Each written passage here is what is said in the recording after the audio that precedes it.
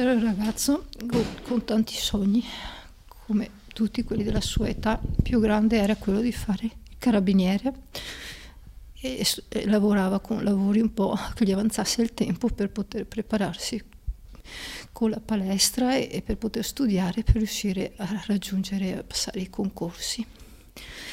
Avrebbe fatto il suo sogno proprio di vita. Dopo lui gli piaceva stare in compagnia, gli piaceva lavorare nella sagra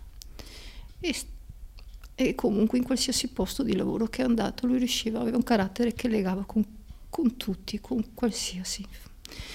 Infatti in questi giorni ci sono le persone che vengono qui, anche quelli che hanno lavorato con lui, hanno tutti un buon ricordo. Accanto al marito Roberto e al figlio Mauro, mamma Silvana non si dà pace. Difficile trovare le parole, impossibile tornare indietro. In questa villetta in via Bonetto a Salgareda resta solo il ricordo di un ragazzo che stava ancora coltivando i suoi sogni, amato da tutti, spontaneo e pieno di energia.